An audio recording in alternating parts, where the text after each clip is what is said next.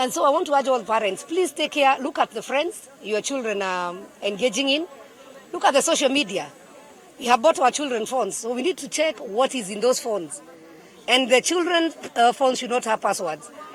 To the chiefs, all the way, we want to beg them, to the police, please, when you get these cases, deal with them without mercy. Don't be compromised. And we'll be following up. Some of them will lose their jobs because if you cannot protect the children, then what are you telling us about the future of this nation? So we need to protect our children and actually tell the administration that we are looking at you, we are looking upon you to actually be the champions to defend our children. Now, the spread of coronavirus has affected several sectors in the country, and the education sector is no exception. And even though teachers, especially those in private sectors, continue to feel the COVID-19 heat, there is hope left with some of the teachers embracing the e-learning wave. Andrin Kilemi reports. I have drawn on the map here, you'll be able to locate the kingdom. This is the kingdom. Sessions are ongoing at Nifunze Academy, a company that was started just a month after coronavirus was reported in the country.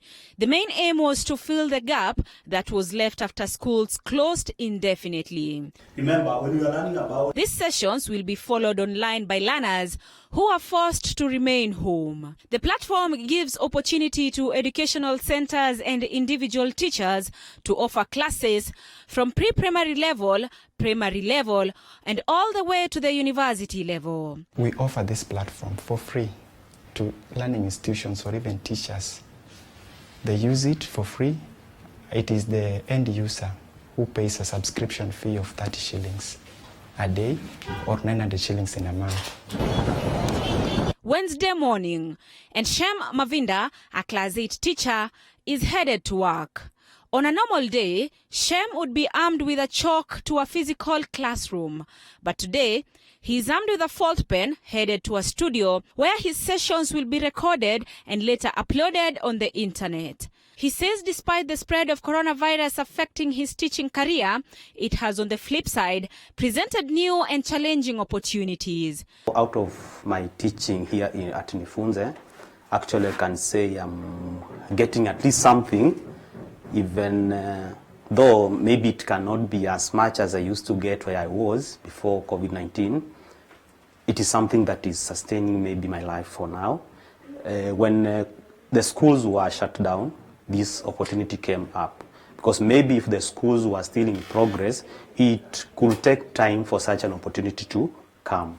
It is equally the same for Shirley Melvin, a primary school teacher in one of the private schools in Nairobi. So when the news of the COVID-19 came, it took me by a shock, and I was like wondering, how is life going to be? Because my major income is from the salary I get from the school where I teach, that is in Eastland.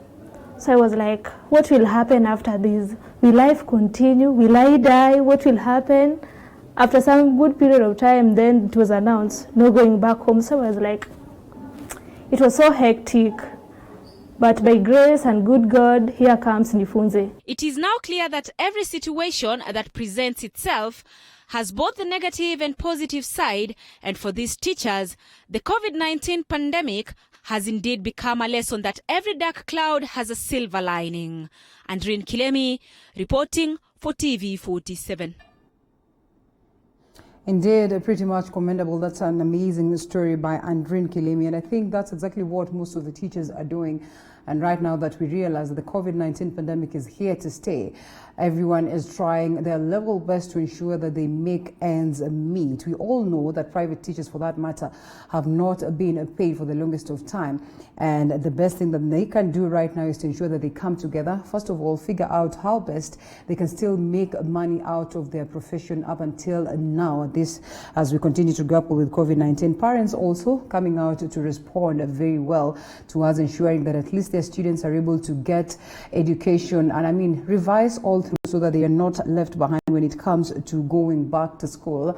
CS Magoha saying that there are likelihoods that the schools are going to reopen in September, and in the event that they reopen in September, then students who are supposed to sit for their examination, that is class 8 and form 4, will proceed proceed to sit for the examination in April the 21st. But if it is not possible for schools to reopen in September, then this might be pushed to somewhere in November. So we are eagerly waiting to see into it that the government is able to declare that reopening of schools in the event that we'll be able to deal with this. Now let's proceed to the next story. And yesterday, Ford Kenya's party leader Moses Wetangula's convoy was tear-gassed in his Bungoma's backyard. Wetangula and his allies were planning to address their supporters following his reinstatement at the party's helm. Police, however, dispersed the meeting, claiming it was illegal. This was the reception of embattled Ford Kenya party leader Moses Wetangula. Wetangula, accompanied by a section of Luhya leaders, barred from addressing the crowd in Kamukuya. Wetangula's convoy was tear-gassed, with police claiming they were holding an illegal meeting. Moses Wetangula and Ford Kenya allies castigated the chaotic scene, blaming the police. Tunasema mushindwe. Mushindwe. Mushindwe. Riswa. Toka. On grounds that Ford Kenya party is now experiencing the shakeups, Wetangula pointed an accusing finger at the embattled Tongaren member of parliament Seli Simiyu, who is perceived to have plotted the coup against Wetangula. Wetangula's faction blaming their woes to their rivals, who had recently ousted him as the party leader. The faction led by Kanduyi member of parliament Wafula Wamunyinyi has, however, distanced itself from the chaos. Our benefactors are now becoming our malefactors. It won't work. I can tell you this for free, that those people who are working against the people of this region, Oparanya, Eugene Wama, Wamunyinyi, Eseli, Atwoli, Wangamati, their goose is cooked. Wetangula accusing the Western Kenya leaders over what he terms as underdevelopment in the area. Wetangula was among the Luhya leaders who never attended a meeting held in Nairobi by Interior CS Fred Matiang'i, who was meeting Western leaders on Thursday.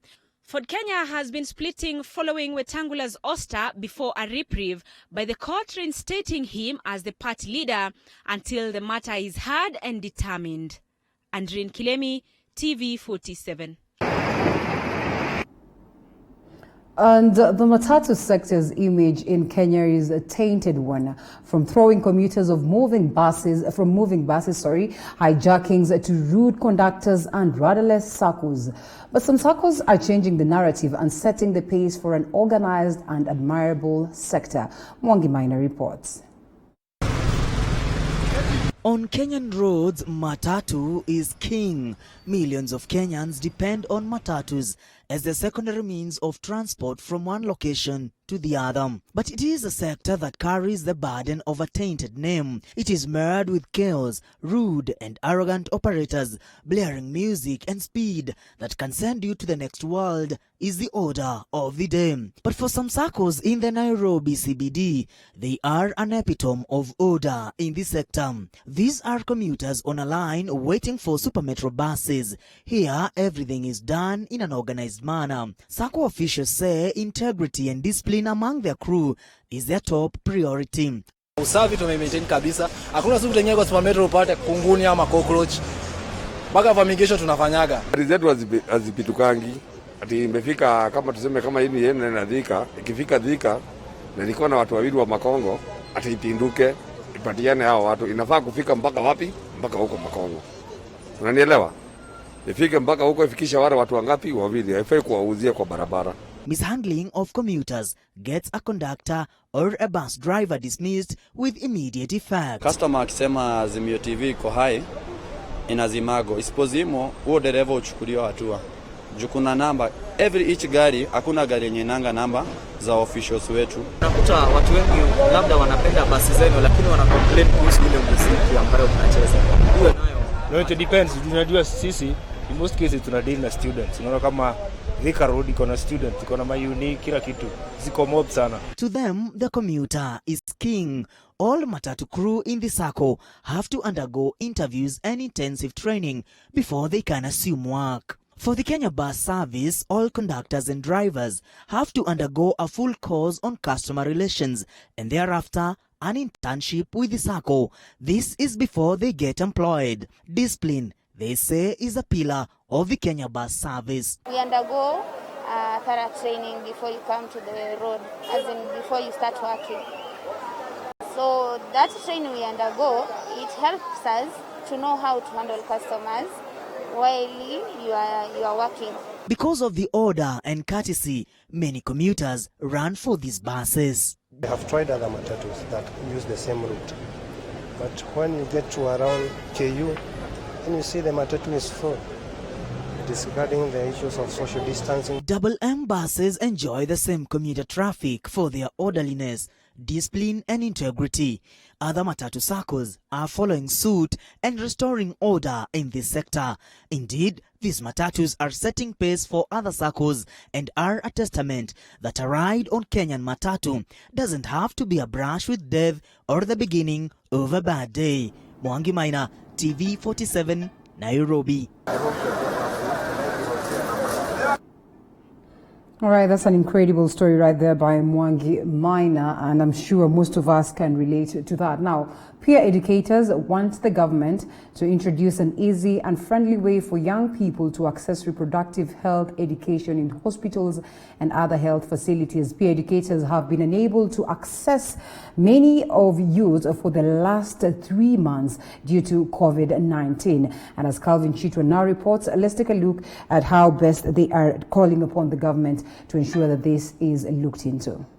Lois Wairimo is one of the young peer educators at Family Health Options Kenya Eldoret branch. She has been a champion for sex education to other young people, especially girls, for a long period. Before, tulikuwa able to reach to more young people through mashule, colleges. Lakini saizi juu venye hakuna tuna try ku keep your social distancing na ku avoid social gatherings, hakuna kupatana nao, yani ile kama ya before. So saizi ni WhatsApp groups ama maybe inbox. She says for young people to access contraceptives and medication for sexually transmitted diseases, the government must change its approach and introduce a way for them to access information directly without undergoing experiences that cause fear. So ujue ama we identify kuna safe space, kuna ile yenye daktari maybe uko free. Since the outbreak of COVID-19, her operations have been affected. They used to reach out to young people directly to schools, and many could access information at the center, but right now it is impossible. She says reproductive health education will be successful when young people will start accessing the information for free in hospitals and with privacy. We should create a safe space for young people, a safe corner, a specific corner for young people where young people wanaweza enda hosi after us referring them to the hospitals, ama after wao wenyewe kutaka kwenda ku access the services, wanakuwa able kwenda wana access the services for free. However, Steve Biko of Family Health Options Youth Center says it is still a challenge to reach all youths because many don't have phones, and right now they can't visit them because of the containment measures by government to stop the spread of coronavirus. Access to information has been an issue because then you are not able to reach them that easily as compared to when we would go to schools and reach them. Calvin Chitwa, TV47, Uasin Gishu County. And from that story by Calvin Chitwa, it's now time that we take a short break. We'll be right back with more news, so don't you go anywhere.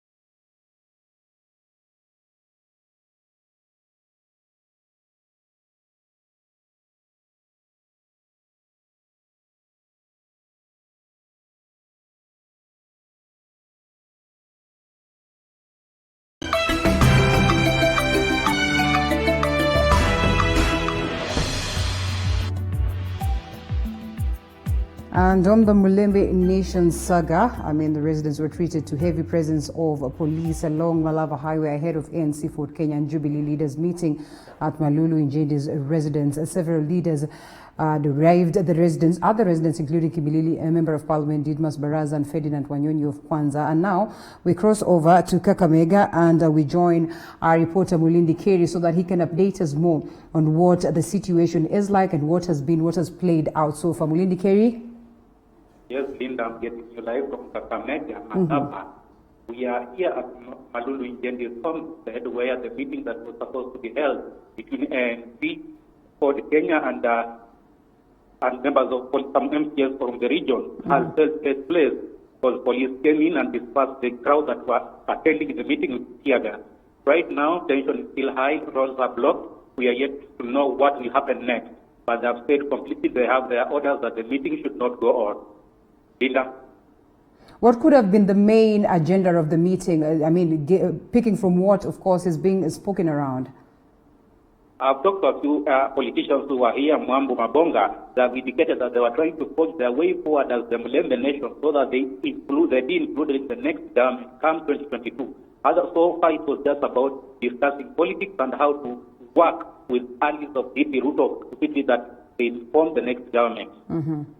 All right, so this was all about, of course, the Jubilee Asili or the Jubilee main one?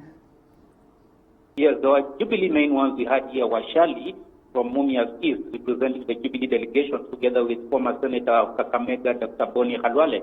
They were ready to take the residents of Western region and politicians and to Ford Kenya and the ANC to talk to William Ruto so that they can form an alliance ahead of 2022 elections. And the day is still young. With the chaotic scenes witnessed, do you suppose then that there's some level of sanity and agreement that will be reached and of course they will proceed with the meeting? As far as today is concerned, there's no meeting that is going to take place because all the roads have been cordoned off, barricaded, and politicians who are here present have already been taken away. A few have remained here at Malulu Njendi's home are just MPs, so the meeting could be rescheduled for another day, but not today. All right. Thank you so much, Mulindi Keri, all the way from Kakamega. We're looking forward to get more details from there, even as the question of politics continues to take a different turn and twist right here in the country. Very many people arguing that we're going to witness lots of, people defecting to different parties and more of party formations, new formations for that matter. So we'll be going back later, of course, in the event that we get more details all the way from there to Mulindi Keri. Now, let's proceed to a different story. And 4 people have died and 13 others are admitted at Garissa County Referral Hospital following an outbreak of the Kal Azar disease in Kitui County. The disease, which is caused by sandflies, is widespread in tropical regions with victims prone to developing swollen organs. Among the worst hit areas include Ngomeni and Seikuru wards. The latter borders Tana River, popular with camel herders.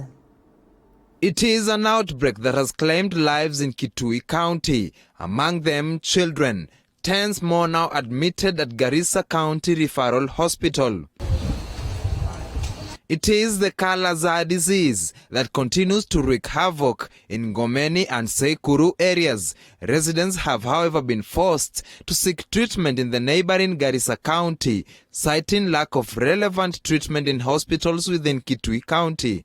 Among them is Japheth Muthengi, who laments having to travel to hospitals in Isiolo and Mwingi before he could get the right treatment for his son in Garissa. Nikatuma tena Garissa County. Mahali sasa naongea nikiwa. Shida yenyewe ukiangalia watoto wamedhoofika. Lakini tukawa na shida kubwa sana.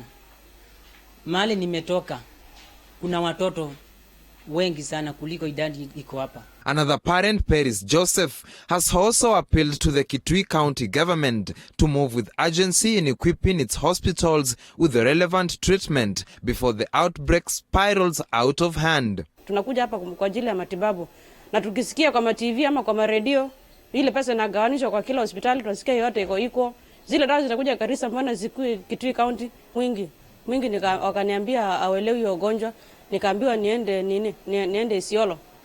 Na mimi hata mambo ya Isiolo mimi sijui.